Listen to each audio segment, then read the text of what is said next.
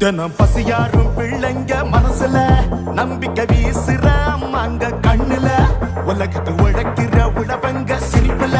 மனசுக்குள் கை தட்டு